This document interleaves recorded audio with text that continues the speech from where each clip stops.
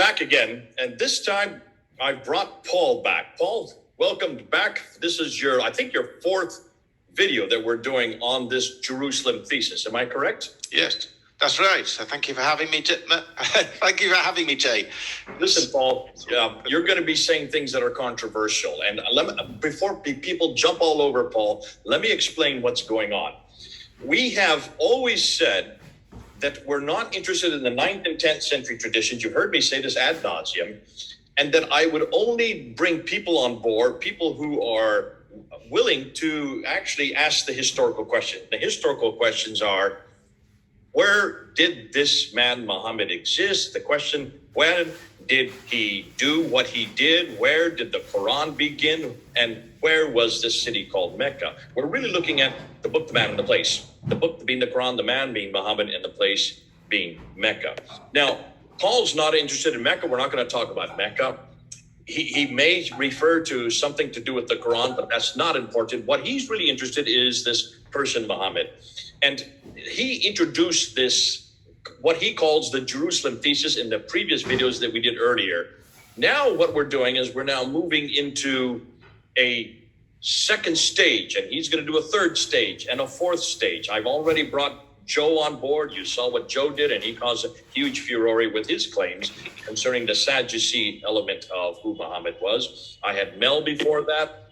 We've already had Murad. I'm about to be bringing in Odon Lafontaine from France, because I want to get these guys who are doing this type of material in the 7th century, and they are only interested in the 7th and 8th century, the centuries that really Islam originated or was created. And they're only using material from that period. And that's what we're asked to do as historians, looking at names, dates, places, events, and also timelines. We want to do that so that you, the viewers, can come to your own conclusions. I've asked each one of the people who have come on board to come to their own conclusions. You may not like those conclusions, and that's the beauty of YouTube. For heaven's sakes, just comment. And they will look. Paul has promised, so has Joe promised, so has Mel promised, and so will Odon Lafontaine promise, that they will look and read your comments, and the ones that are serious, they will respond to, because this is how we learn. This is how we try to find out what actually happened in the 7th century. What was going on way down there in the Hijaz, there in Mecca and Medina? Well, did this man really live down there? Did he exist down there? Did he do what he did? Did he receive a book called the Quran? And did he create this religion called Islam that we're engaging with publicly? And I've been doing it for almost 40 years. Paul, you've been doing it for about 3 years now. And what Paul's going to do may be controversial. Some of the things he's saying today, you will not like. That's okay. Paul has agreed that he will take on any comers, right, left, or center. Please don't hurt him, but engage with him. And we're not going to take trolling. We will not take trolling. If there's any trolling against Paul, I will throw those comments out. We want serious engagement, because this is serious business. And what Paul's going to be introducing today is serious information. Having said that, we do certainly want we do want the engagement, though. We do want people to try to reflect on what Paul's doing, what he's introducing. I don't agree with everything Paul says. I'll put that from the get-go. I haven't agreed with everything Joe says, even Mel. And that's why in some ways, I have the luxury of sitting back and listening to all these guys bring their different theories up and try to support it, and then try to make sense of it. And we will make sense of it, but that's going to take maybe a few months, maybe even some years, because there's so much new material that's coming onto the plate. So now I've done my introduction. It's over to you, Paul. Try to convince us about this Masjid al-Haram and this Jerusalem thesis. Where did this all take place? Who were the main characters? Who were the main players? And how is it? You're not going to answer this one today, I know. But eventually you are going to answer, how did Islam begin? Over to you. Right. Well, I'm trying to build up gradually. I'm trying to start with my first of all with equating the Masjid al-Haram with Jerusalem, because that is my first big idea. May I screen share at this stage, Jay? Right. So very, very quickly to summarize what I've said before and what others have said before, there are many attributes of the Masjid al-Haram in the Quran that are shared by the Jerusalem temple. The Quran mentions the Masjid al-Haram, it's very important to it, and it gives us various little pieces of information, and every single one of the pieces of information that the Quran tells us matches the Jerusalem temple very closely. So, for example, the Quran calls it my house, talking in the voice of God, in the divine voice, and the temple is called God's house right the way through the Bible, in the Old and the New Testament. The Quran tells us that the Masjid al-Haram was at a location assigned for Abraham, the station of Abraham, and it connects it with the testing of Abraham by the instruction to sacrifice one of his sons, and it tells us that this is where his progeny lived. Well, again, the Jerusalem temple is at a place that is assigned for Abraham. It is where Abraham sacrificed, or was due to sacrifice, his son, and of course Jerusalem, more than any other city, is where one associates with the progeny of Abraham of living, because it has been the capital of Jewish states and Jewish kingdoms over the centuries. The Quran tells us the Masjid al-Haram is the Kaaba, the cube, and the Holy of Holies of the temple was cube-shaped. Mm-hmm. Sure. The Quran tells us that it was the destination of a pilgrimage called the Hajj, and the Jerusalem temple was the destination of 3 pilgrimages, which are called the Hajj, and the hard G often becomes a soft G when Hebrew words are translated into Arabic. That's one of the learning points from the comments on a previous video. Someone made a little list of all the hard G's that become soft G's from Hebrew to Arabic. Gabriel becomes Jabril, and Gehenna becomes Jahannam, and so on. Hagar becomes the Hijra. So the Hajj becomes the Hajj. And the Quran tells us that the Hajj pilgrimage includes animal sacrifice. Well, one of the Hajj pilgrimages is focused on animal sacrifice. It's the Passover.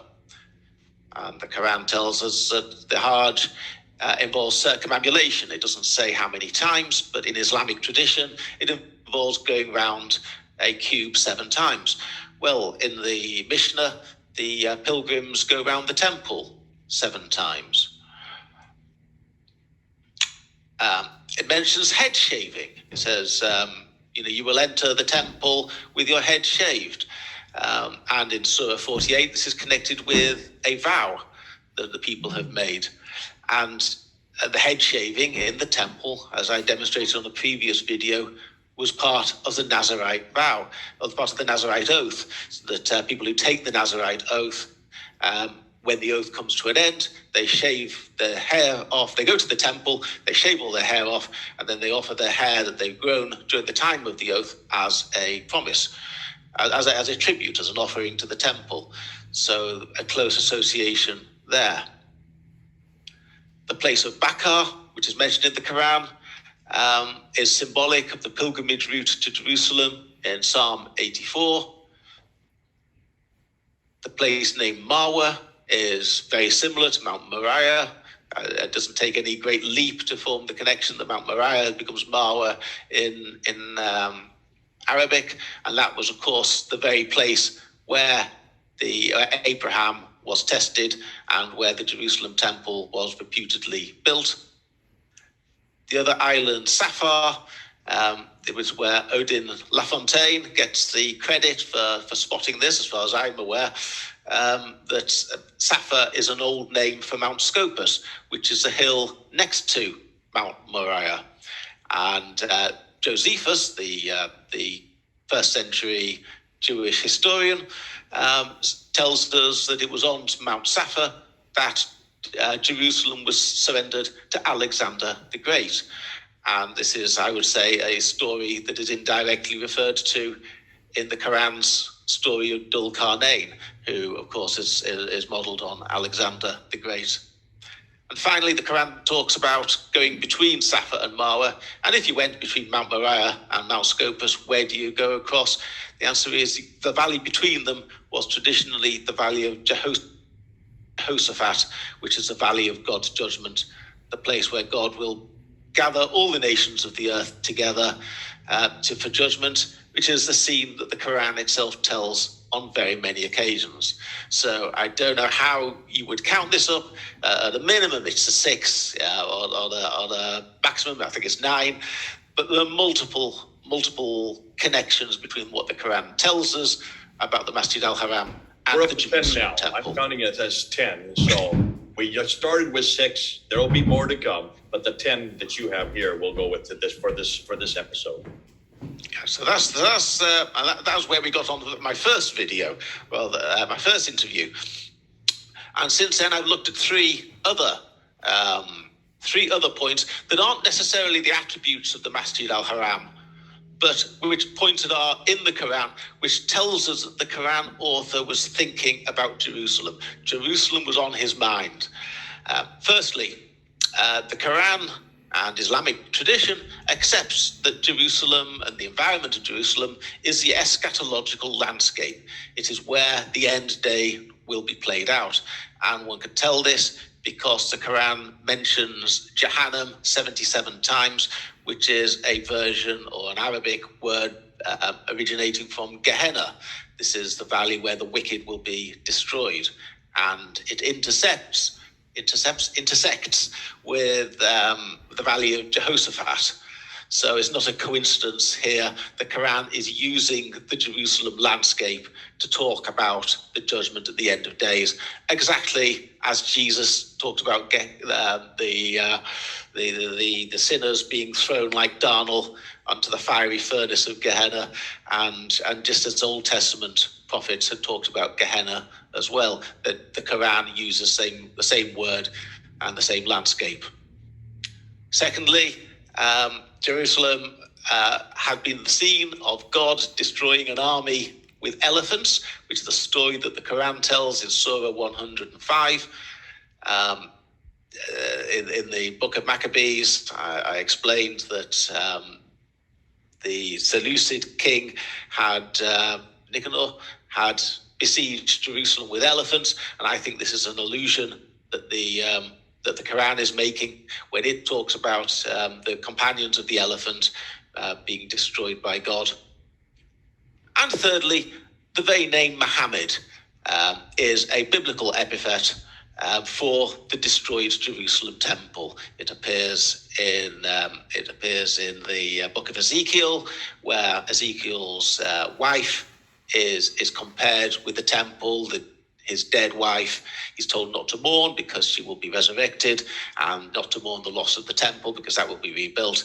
And similarly in Song of Songs, the various parts of the fiancé, her beau, her lover, is being described as though it is it's the Jerusalem temple. So the name Muhammad would have been recognized by anyone familiar with the Hebrew Bible as a term for the Jerusalem temple. So time and time again, the Quran takes us to Jerusalem and is very much Jerusalem focused.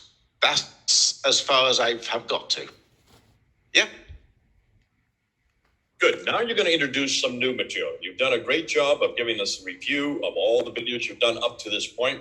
I've kind of lost count. I think it's maybe been like 4 or 5 videos that you have unpacked all of this. So in some ways, it's nice to get this review because we have it all on one sheet. And I would encourage all of you who want to engage with Paul, grab this sheet, print it out, go through it so that you are cognizant and able to take each one of these categories and be able to not only discuss it, but argue it, and then bring it and introduce it to your Muslim friends and see how they respond to this, because this is pretty damaging. This is very damaging. It situates almost everything we know of what the author of the Quran is introducing, it's situated not in Mecca, but way up 1,000 miles further north in Jerusalem.